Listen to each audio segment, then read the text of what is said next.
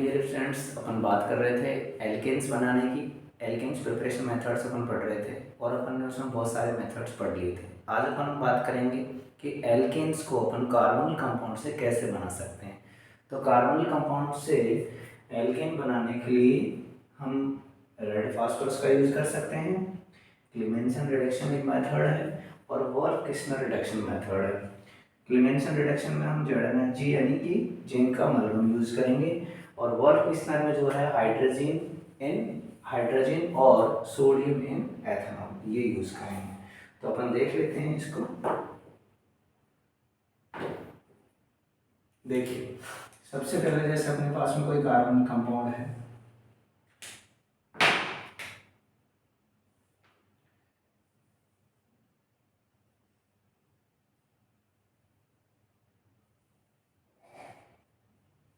ये आपके पास में कोई कार्बन कंपाउंड है, आपने यहाँ पर 4H लिया, यहाँ लिया आपने रेड फास्फोरस।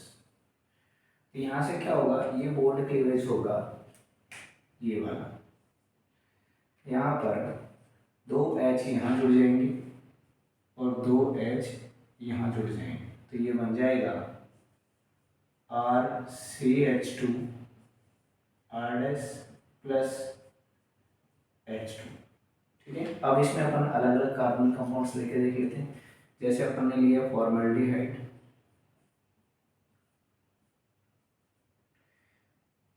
ये हो गया 4H,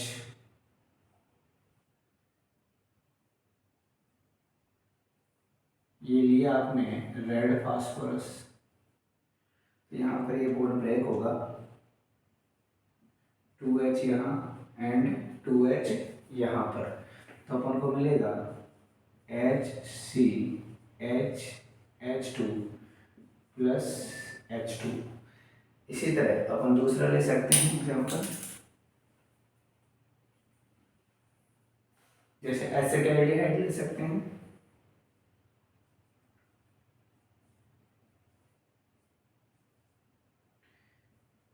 यहाँ पर 4H आया, ये अपन ने रेड फास्फोरस लिया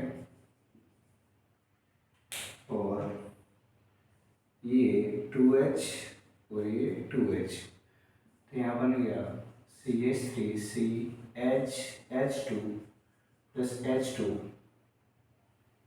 क्लियर है। इसी तरह अपन क्लीमेंसन रिडक्शन कर सकते हैं। इसके लिए अपन ने कार्बन कंपाउंड लिया,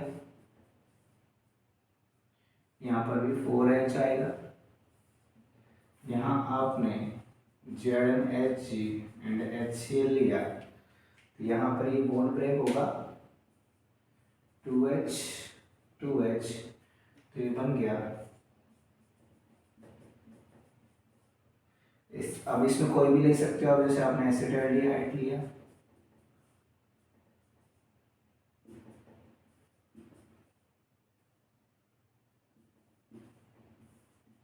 ये ZnHG, ये आपने बॉन्ड ब्रेक किया, 2H 2H, तो यहाँ बन गया CH3HH2 प्लस H2। तो ये मेथड हो गया। ये देखो आपने यहाँ पर कुछ इस तरह से कर लिया। अब हम वोल्फ-किस्लर रिडक्शन में देख सकते हैं। देखिए, इसमें बड़ा सिंपल है, आप इसको ध्यान से देखोगे तो जैसे कोई कार्बनिक कंपाउंड है अपने पास में, अपन ने यहाँ H2 एंड NH2 लिया और ये C2H5Na। तो यहाँ देखिए, यहाँ पर ये बॉन्ड ब्रेक होगा, तो यहाँ से 2H तो यहाँ आ जाएंगे और यहाँ से 2H यहाँ आ जाएंगे, यानी कि इस रिएक्शन में क्या होगा, नाइट्रोजन गैस जो है वो बाहर निकलेगी। तो ये कंपाउंड बन गया आपके पास में CH2 plus H2 plus N2 gas. अब यहाँ पर आप कोई सा भी कंपाउंड कार्बनिक कंपाउंड ले सकते हो, जैसे आपने लिया formaldehyde,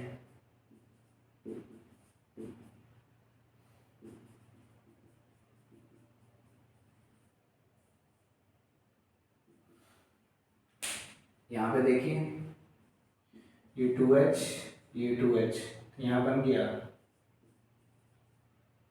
H plus H2O plus N2। यहाँ पर आप एसिटाल्डिहाइड भी ले सकते हो।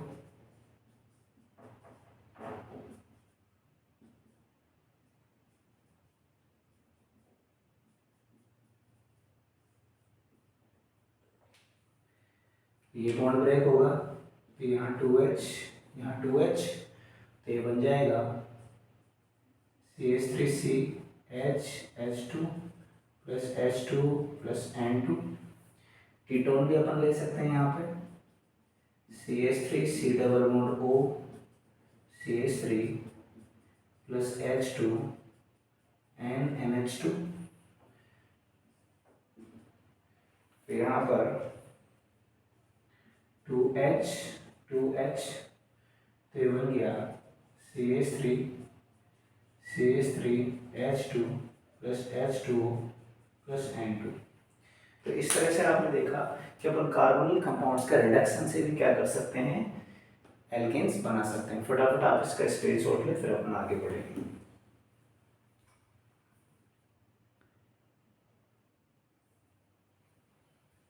अब अपन बात करेंगे फिजिकल प्रॉपर्टीज ऑफ एल्केन्स की। प्रेफरेंस मेथड्स अपन ने सारे देख लिए हैं। अब अपन बात करेंगे फिजिकल प्रॉपर्टीज की। तो फिजिकल प्रॉपर्टीज में देखिए सबसे पहले आता है फिजिकल स्टेट। सबसे पहले हम किसकी बात करेंगे, फिजिकल स्टेट की।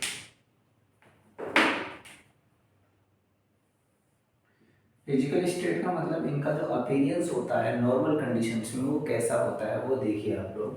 तो आप लोगों को ध्यान में रखना है कार्बन 1 से कार्बन 4 तक ये होते हैं कलरलेस,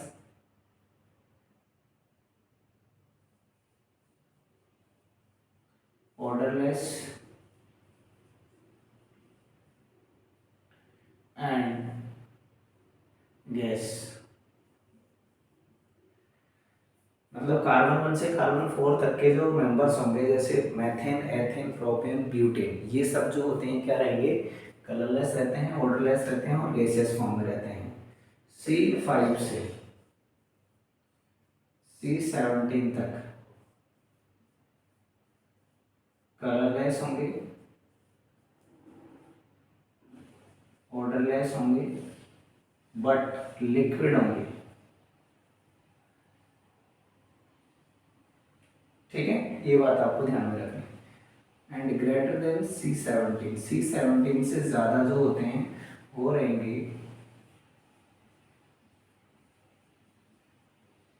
कलरलेस, वैक्स लाइक और सॉलिड फॉर्म।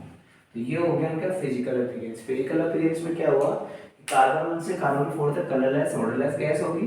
कार्बन 5 से कार्बन 17 तक कलरलेस, ऑर्डरलेस लिक्विड्स होते हैं। और ग्रेटर देन 17 जो है वो क्या रहते हैं, कलरलेस, वैक्स लाइक, सॉलिड होते हैं। अब बॉइलिंग पॉइंट की अपन बात करें तो बॉइलिंग पॉइंट इनका होता है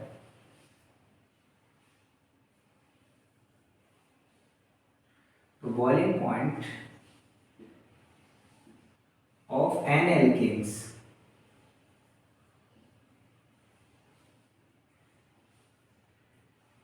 is directly proportional to number of carbon atoms। जितने ज्यादा कार्बन एटम्स बढ़ेंगे उतना ही क्या हो जाएगा, बॉइलिंग पॉइंट इंक्रीज होता है। जैसे एग्जांपल देखते हैं अपन,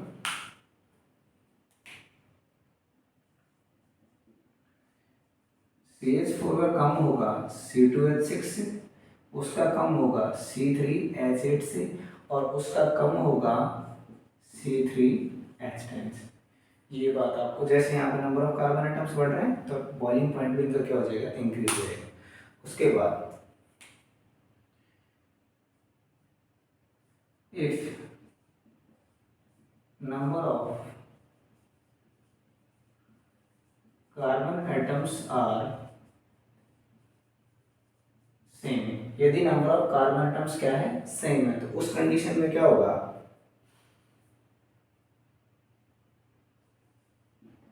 boiling point of alkenes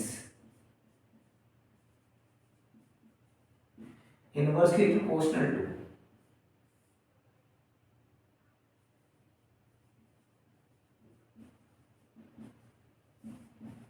branching amount, मतलब जितना ज़्यादा ब्रांच जो है वो इंक्रीज होगा उतना ही ज़्यादा क्या हो जाएगा, उसका बॉइलिंग पॉइंट डिक्रीज हो जाएगा। ठीक है, यदि एन एल्केन्स में ओरल फैक्टर आपको ध्यान रखना है तो आप रख सकते हो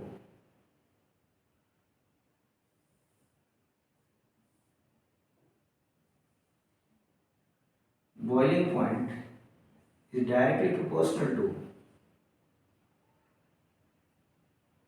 boiling point of alkenes is directly proportional to number of van der Waals bonds. Van der Waals bonds and also surface area. जितना ज़्यादा सरफेस एरिया होगा उतना ही ज़्यादा उनका क्या होगा, बॉइलिंग पॉइंट होगा। ये बात भी आपको ध्यान में रखनी है। यदि अपन बात करें मेल्टिंग पॉइंट की, ये ब्रांचिंग वाले का आप एक एग्जांपल लिख सकते हो, मैं यहाँ पे लिख रहा हूँ। जैसे ये है,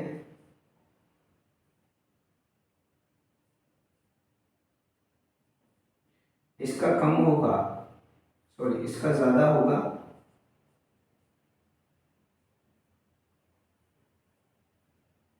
यहाँ दिख जाएगा नीचे, यहाँ लिख देता हूँ, बिल्कुल यहाँ दिख जाएगा।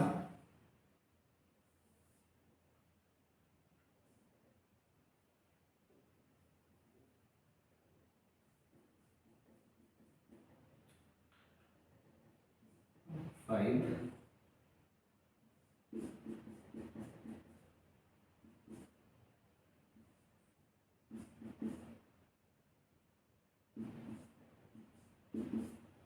ठीक है, ये चीज़ आपको ध्यान रखनी है। जैसे जैसे ब्रांच इंक्रीज हो रही है वैसे वैसे इनका बॉइलिंग पॉइंट क्या हो जाता है, डिक्रीज हो जाता है। अब अपन बात करते हैं मेल्टिंग पॉइंट की। तो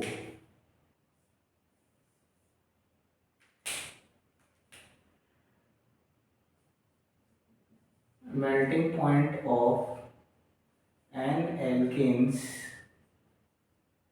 is directly proportional to molecular weight। जैसे जैसे मॉलिक्यूलर वेट इंक्रीज होगा वैसे वैसे जो मेल्टिंग पॉइंट है वो भी क्या होता है, इंक्रीज होता है। अब अपन बात करें एक स्पेशल केस की इसमें, तो बट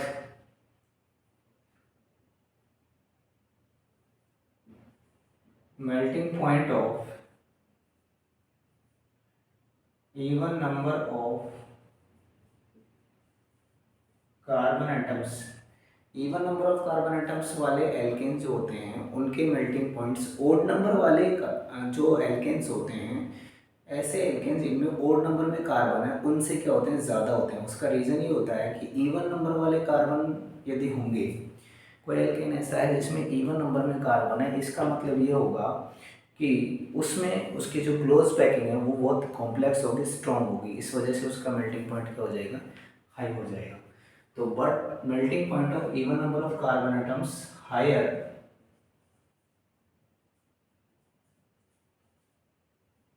देन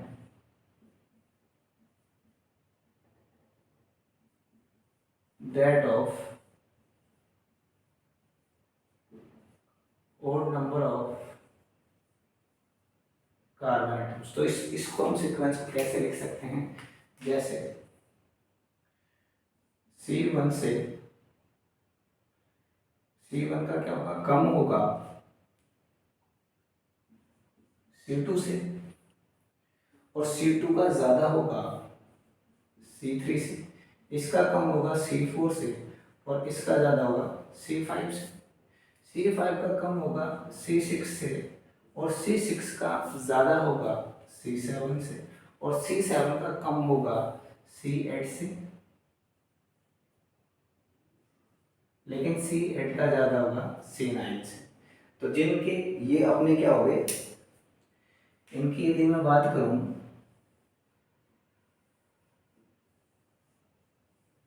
ये क्या है, ओड नंबर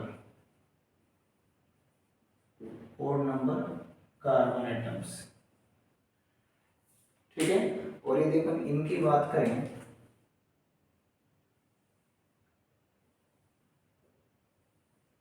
तो ये क्या हो गया, even number of carbon atoms.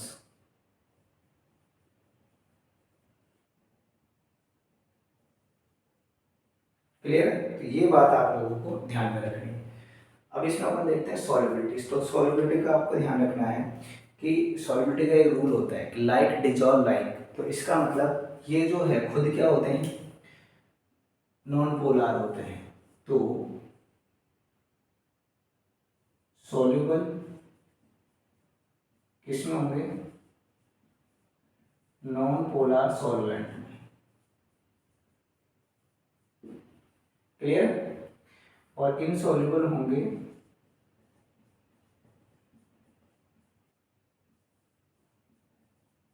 Polar solvent में। नॉन पोलर में आप एग्जांपल लिख सकते हो, जैसे CCl4,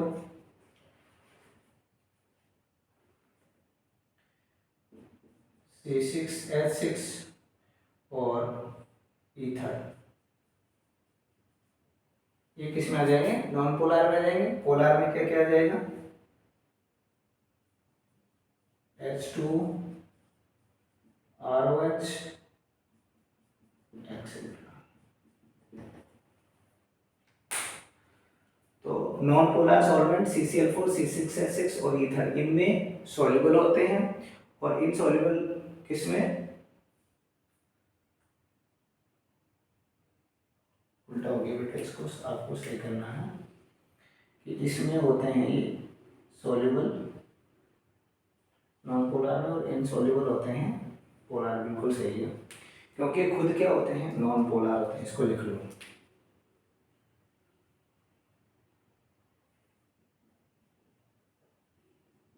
alkanes are non polar, और हम जानते हैं लाइक डिसॉल्व लाइक। क्लियर है, तो फटाफट अब बचा अपने पास में डेंसिटी। डेंसिटी जो होती है, जैसे जैसे इनका मॉलिक्यूलर वेट इंक्रीज होगा वैसे वैसे डेंसिटी इनकी क्या होती है, इंक्रीज होती है।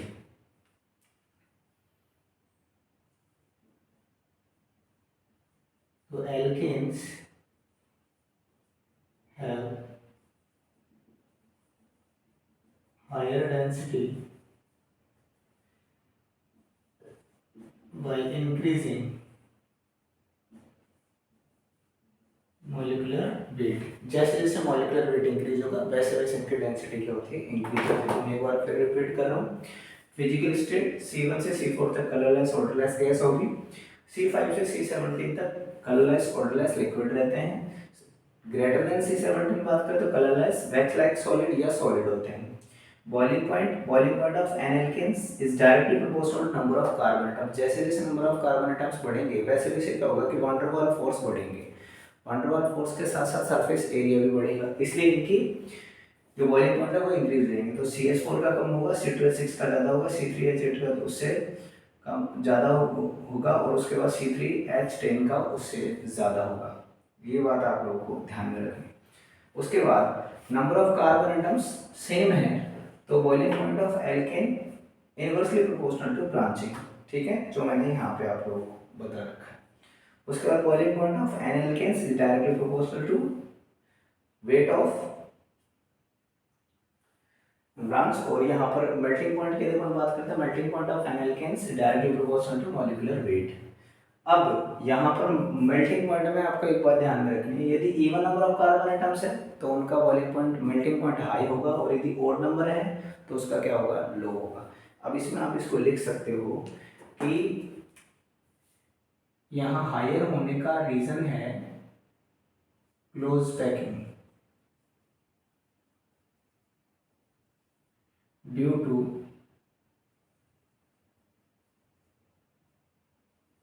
To close packing. फटाफट आप इसको लिखें, उसके बाद अपन आगे बढ़ेंगे।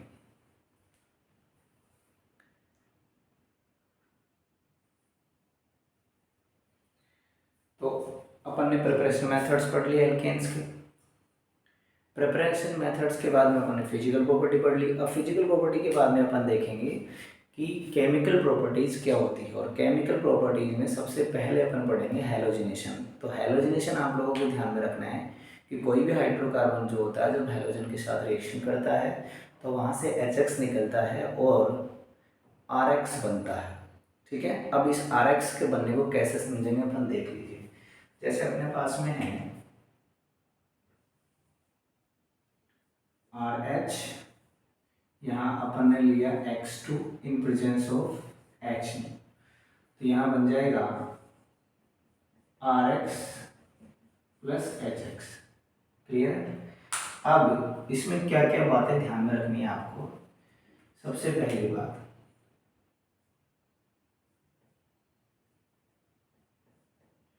if we want to obtain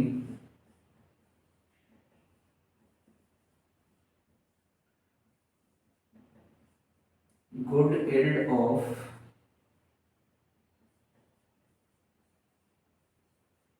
monohaloalkane,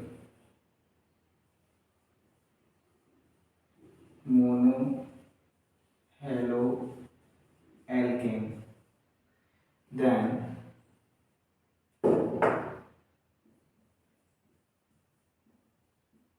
we should take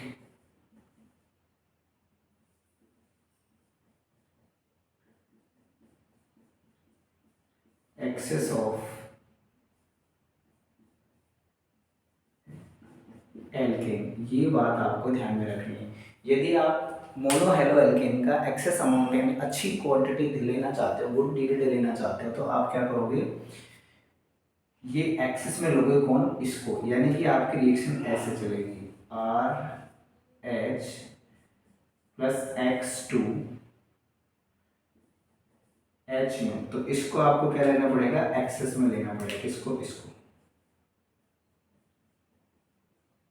तो आपको मिल जाएगा RX।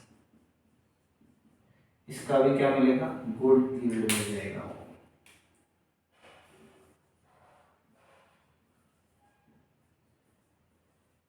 ठीक है, लेकिन आपने क्या किया, समझना इस बात को, यदि आपने X2 जो है उसका एक्सेस ले लिया तो क्या होगा,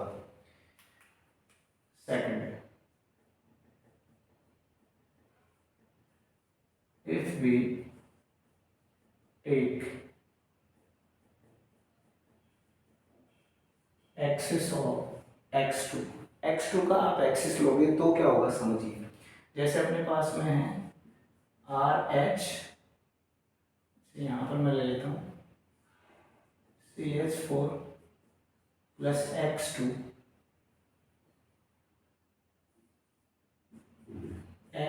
इन प्रेजेंस ऑफ H, तो यहां पर बनेगा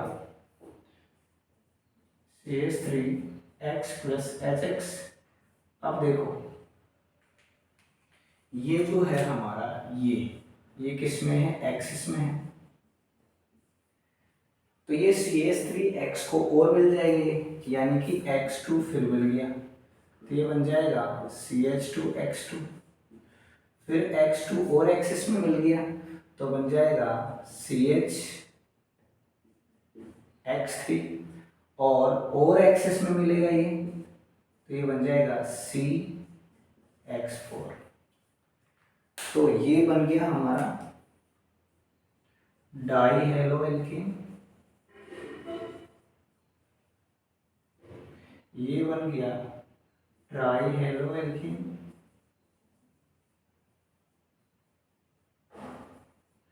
और ये बन गया टेट्रा हेलो एल्केन। यदि मैं X2 क्या लिख दूं, Cl2, यदि मैं X2 क्या लिख दूं, Cl2 लिख दूं,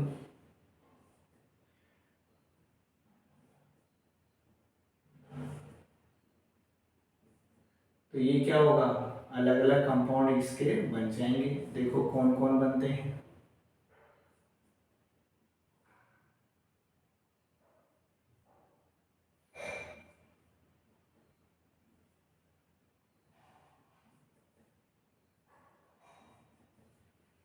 ठीक है, तो ये बन गया, ये तो क्या है, क्लोरोमेथेन,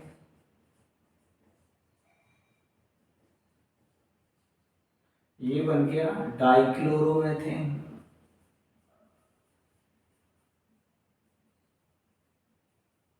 ये बन गया ट्राइक्लोरोमेथेन, ये क्लोरोफॉर्म इसका नाम है कॉमन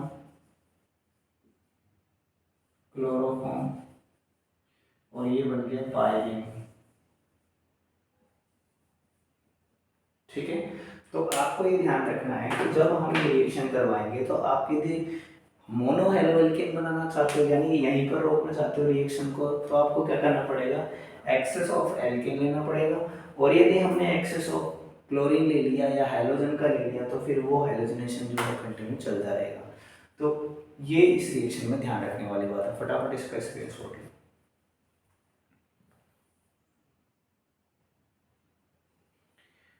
अब यहाँ तक अपन ने पढ़ लिया, अब अपन पढ़ेंगे इस रिएक्शन की मैकेनिज्म। तो इसकी मैकेनिज्म देख लीजिए क्या होती है।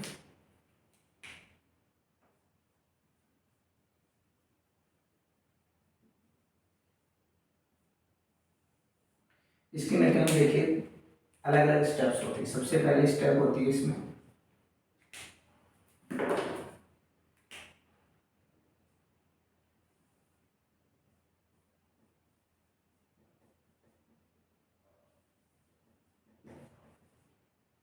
इनिशिएशन ऑफ चेन, यानी कि चेन जो है वो स्टार्ट होगी। ठीक है, कैसे स्टार्ट होगी, जैसे अपने पास में है एक्स एक्स, ये एच न्यू, ये एक इलेक्ट्रॉन इस पे जाएगा और एक इलेक्ट्रॉन इस पे जाएगा, यानी कि रेडिकल्स का फॉर्मेशन हो जाएगा, दो रेडिकल्स बन गए। सेकंड में क्या होगा,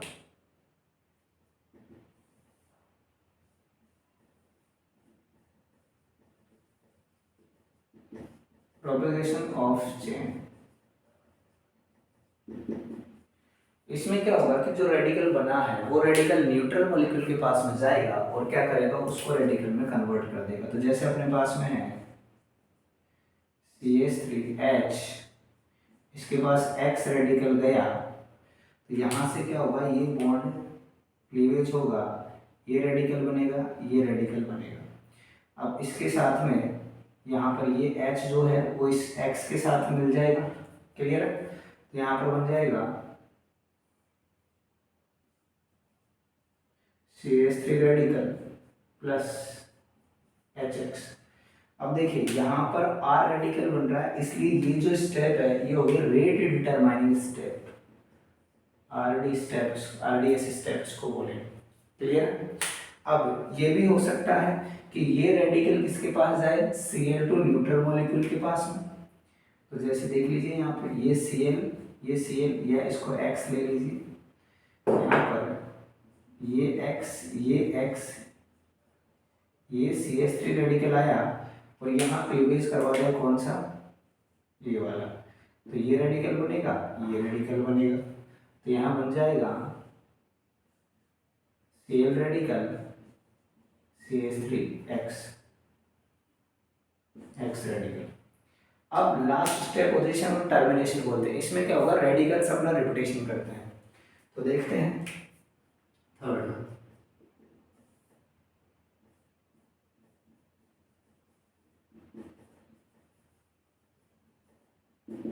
टर्मिनेशन ऑफ चेन। तो इसमें क्या होगा, क्या क्या पॉसिबिलिटी हो सकती है कि सी जो एक्स एक्स रेडिकल है वो अपना रिपीटेशन करे। एक हो सकता है कि मैथिल मैथिल रेडिकल्स अपना क्या करे, रिपीटेशन करे। या फिर एक हो सकता है कि मैथिल और एक्स रेडिकल मिल जाए। तो पहला देखते हैं हम, एक्स रेडिकल दूसरे एक्स रेडिकल के साथ मिले और X2 बना दे, CH3 रेडिकल दूसरे CH3 रेडिकल के साथ मिले और एथेन बना दे। तीसरी condition, CH3 radical X radical के साथ मिले और CH3X बना दे। तो इस तरह से ये इसमें स्टेप्स हो सकते हैं। अब हम बात करेंगे इसकी कुछ प्रॉपर्टीज है इस रिएक्शन की। तो वो प्रॉपर्टीज क्या है इस चीज को आप समझिए। तो पहला है इसका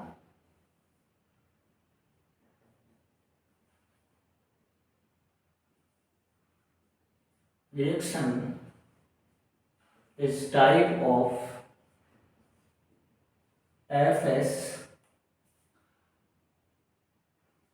FR रिएक्शन कौन सी हो गई? FR FR कौन सी होती है?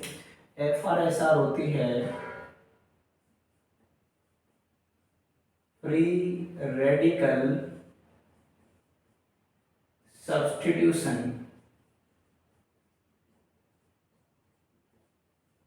रिएक्शन। ये बात आपको ध्यान में रखनी है कि जो रिएक्शन है ये कौन सी होती है? FR यानी फ्री रेडिकल सब्स्टिट्यूशन रिएक्शन। दूसरा पॉइंट आपको ध्यान रखना है कि रिएक्टिविटी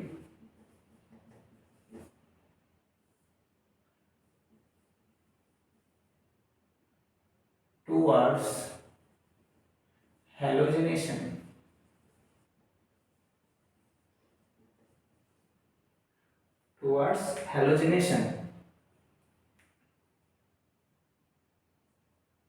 क्या होता है कि F2 is greater than Cl2 is greater than Br2। इसको थोड़ा यहाँ लिखते हैं अपन, F2 is greater than Cl2 is greater than Br2 is greater than I2। Clear है? यानी F2 सबसे फास्ट देता है, Cl2 उससे स्लो, फिर Br2 सबसे स्लो कौन देता है? I2। अब आपको इसमें ध्यान रखने वाली क्या बात है कि हम दो ही तरह के इसमें हेलो एल्केन्स बनाते हैं। कौन कौन सी रिएक्शंस होती है? ये दोनों रिएक्शन जो है वही करते हैं, यानी क्लोरो की और ब्रोमो की। F2 की और I2 की क्यों नहीं करते हैं? समझ लीजिए। F2 में यदि हम बात करें तो ये होती है वेरी फास्ट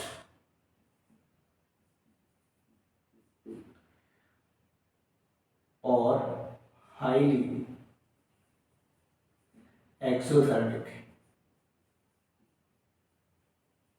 हाईली एक्सोथर्मिक होने की वजह से इसमें क्या होने के चांसेस रहते हैं? एक्सप्लोजन होने के चांस रहते हैं।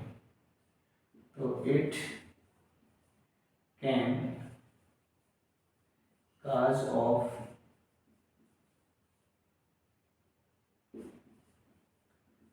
एक्सप्लोजन। तो इसको यदि वैसे तो इस रिएक्शन को काम में लेते नहीं, फिर भी यदि अपन को करवाना है तो इसमें हम यूज कर सकते हैं। It can controlled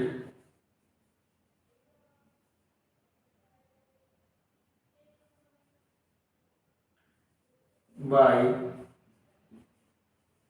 using of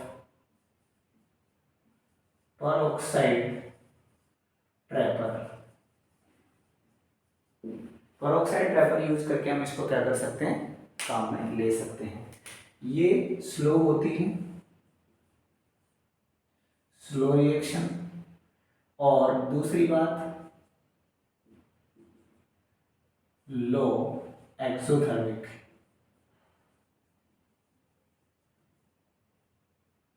तो इस वजह से हम ये जो है वो फेवरेबल होती है। I2 की क्यों नहीं होती? I2 का होने का कारण है ये बहुत स्लो होती है, वेरी स्लो।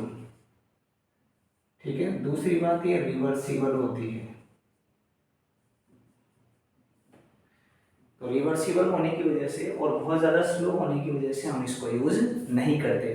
कभी कभी करना भी चाहें तो हम यहाँ पर हमको यूज़ करना होगा HiO3 या HNO3। इन दोनों को यदि हम यूज़ कर लेंगे तो हम आयोडीन जो है उसकी रिएक्शन करवा सकते हैं, हैलोजिनेशन करवा सकते हैं। क्योंकि HI इज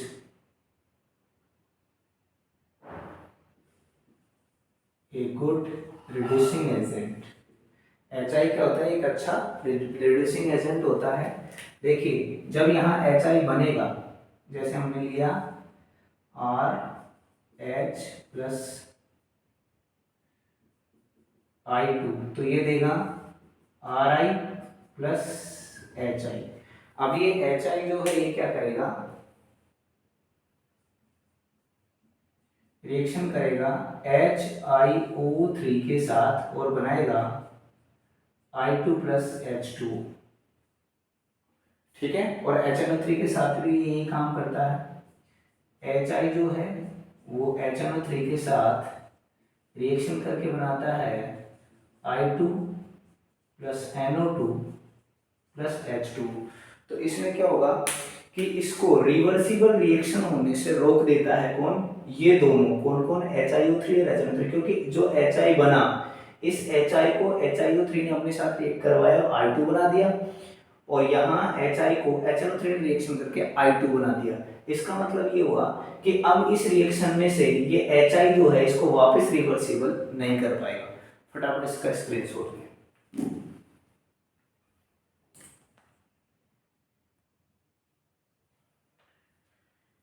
अब अपन बात करेंगे कि मोनोहैलोजेनेशन में क्वेश्चंस कैसे बनते हैं। तो जैसे अपने पास में मोनोहैलोजेनेशन की एक रिएक्शन है, इस रिएक्शन में क्या क्या क्वेश्चंस पूछे जा सकते हैं। पहला question, x total number of structural products, इसमें आपको ध्यान रखना है एक्सक्लूडिंग स्टीरियो, स्टीरियो आइसोमर्स को आपको इसमें इंक्लूड नहीं करना है। उसके बाद में y total number of products including stereo, मतलब यहाँ पर आप टोटल प्रोडक्ट्स बताओगे जिसमें आपको स्टीरियो को भी क्या करना है, ऐड करना है।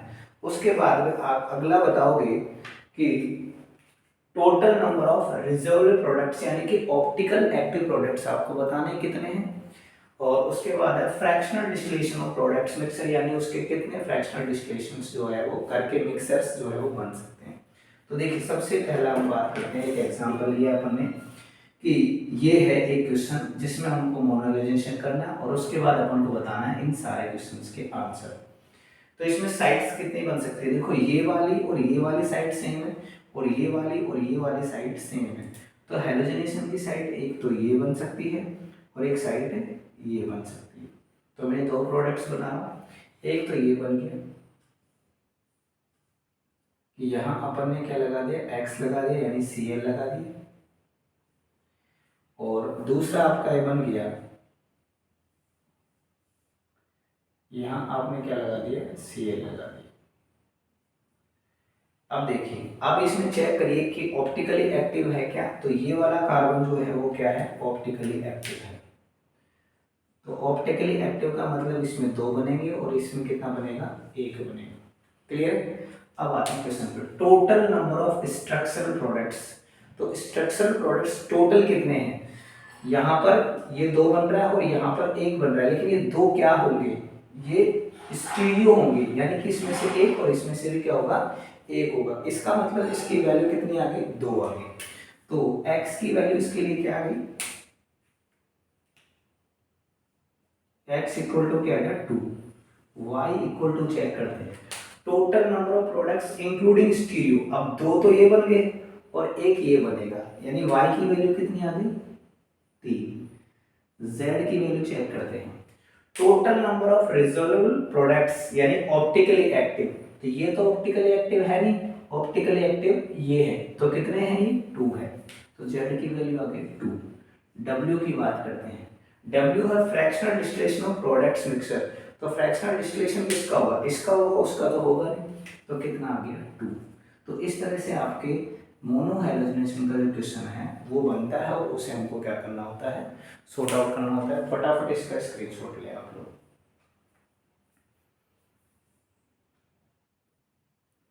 नेक्स्ट क्वेश्चन चेक करते हैं अपने पास में, ये एक एल्केन दे रखा है, इसमें अपन को x y z यानी कि ये सारी चीजें फाइंड आउट करनी है।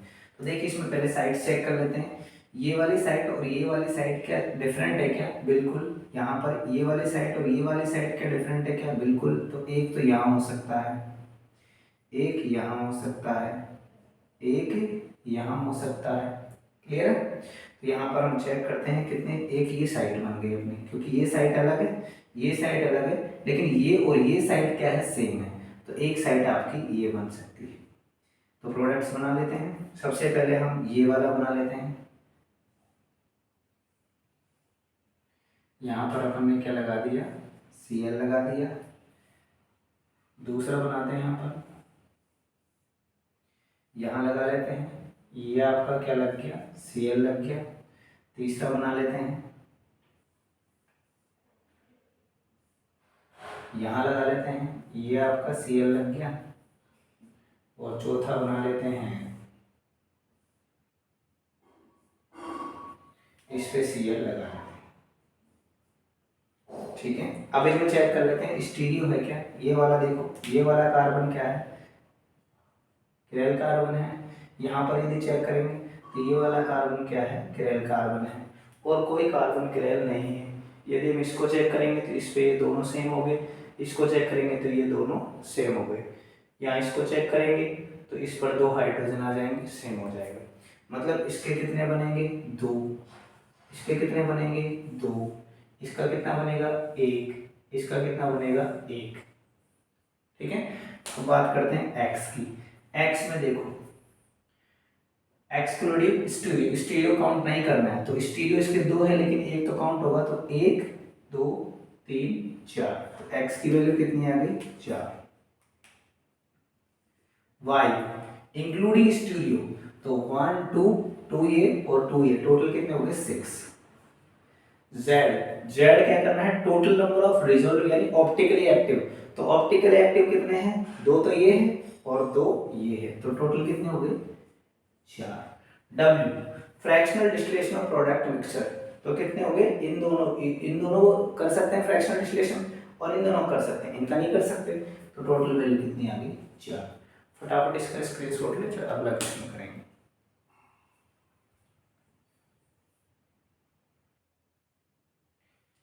चलो नेक्स्ट क्वेश्चन को देखते हैं। नेक्स्ट क्वेश्चन है आपका ये, यहाँ पर देखो एक साइड ये है, एक साइड ये है, एक साइड ये है, एक साइड ये है और एक साइड ये है, ओवरऑल 5 साइड्स है अपने पास में, तो बना लेते हैं। यहाँ पर Cl लगा दिया,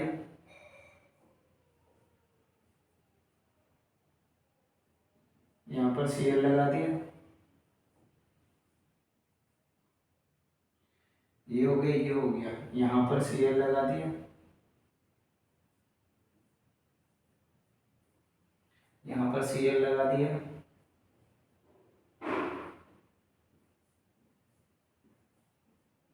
और यहाँ पर Cl लगा दिया। क्लियर। अब इनमें अपन चेक कर लेते हैं स्टीरियो कौन कौन सा हो सकता है। देखिए इसमें कोई स्टीरियो नहीं है, इसमें चेक करेंगे क्या इसमें स्टीरियो है क्या, इधर मैथिल है, इधर सेम आ गया, ये वाला पार्ट और ये वाला पार्ट क्या आ गया, सेम आ गया। उसके बाद इसकी बात करते हैं, इसमें स्टीरियो है, क्लियर है, क्योंकि ये वाला पार्ट जो है, ये वाला पार्ट अलग हो गया, ये वाला पार्ट अलग हो गया, इधर एच आ गया। ठीक है, इसी तरह ये वाला जो कार्बन है ये भी क्या है, स्टीरियो में है। यहाँ पर ये वाला जो है कार्बन क्या हो गया, स्टीरियो हो गया। यहाँ पर ये जो है ये स्टीरियो हो गया और ये हो गया। क्लियर है, तो यहाँ पर अपन बात करें तो देखो इसको बना सकते हो ऐसे। क्लियर है, यहाँ पर यदि इसकी बात करें अपन तो ये भी क्या हो गया, स्टीरियो हो गया, तो इसको बना सकते हो, इसको बना सकते हो। मतलब इसका कितना बनेगा, 1 बनेगा, इसका कितना बनेगा, 1 बनेगा, ऑप्टिकली एक्टिव है ही नहीं। उसके बाद में इसके कितने बनेंगे, इसका भी 1 बनेगा, फ्रैक्शन कर सकते हो इसका। उसके बाद इसके कितने बनेंगे, इसके 3 बनेंगे, इसके 3 बनेंगे, इसके कितने बनेंगे, 4 बनेंगे, इसके कितने बनेंगे, इसके 5 बनेंगे। क्लियर है, अब निकाल लेते हैं। x आपका आएगा 5, टोटल कितने बन रहे हैं, 5। टोटल कितने बन रहे हैं, 1 2 3 4 5, स्टीरियो काउंट करना ही नहीं होता x में, तो ये हो गया 5। y total number of products including stereo, तो टोटल कितना हो गया, 12। टोटल कितने हो गए, 12 हो गए। क्लियर है, उसके बाद अपन बात करते हैं z की। जेड क्या है, टोटल नंबर ऑफ रिजॉल्व यानी ऑप्टिकली एक्टिव, तो ऑप्टिकली एक्टिव आएंगे आपके 8। कितने आएंगे, 8 आएंगे। क्लियर, 2 4 6 8। उसके बाद में डब्ल्यू की बात करें तो कितने आएंगे, 8 आएंगे। तो ये फटाफट आप इसका स्क्रीनशॉट ले, फिर अपन अगला करें।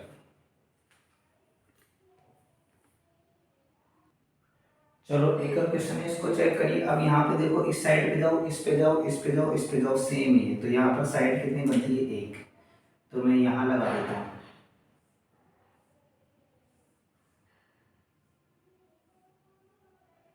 तो यहाँ पर क्या लग गया, Cl लग गया।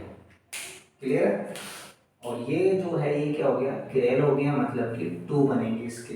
तो x कितना आ जाएगा, 1 आ जाएगा, y कितना आ जाएगा, 2 आ जाएगा, z भी कितना आ जाएगा, 2 आ जाएगा, w कितना आ जाएगा, 1 आ जाएगा। फटाफट इसका स्क्रीनशॉट ले, फिर अपन आगे करेंगे।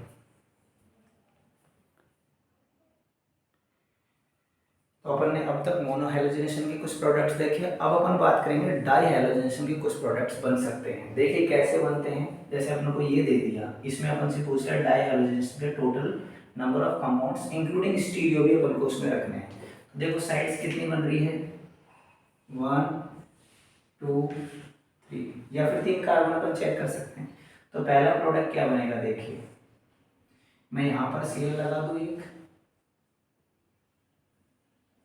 यहाँ पर Cl लगा दूँ, यहाँ पर Cl लगा, तो इसे मैं क्या बोलूँगा, 1 1, क्या बोलूँगा इसको मैं, 1 1। ठीक है। दूसरा मैं क्या कर सकता हूँ,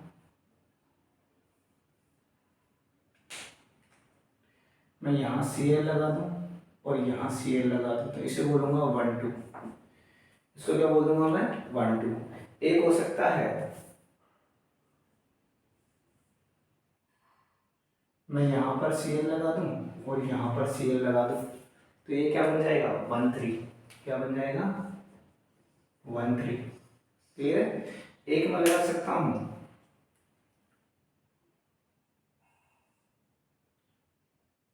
यहाँ पर Cl लगा दूं, यहाँ पर Cl लगा दूं। क्लियर है। तो ये क्या बन जाएगा, 2 2। क्या बन जाएगा, 2 2। तो अपने पास में यहाँ पर क्या क्या बन गया, 2 2 बन गया, 1 1 बन गया, ये लो लाइट गई।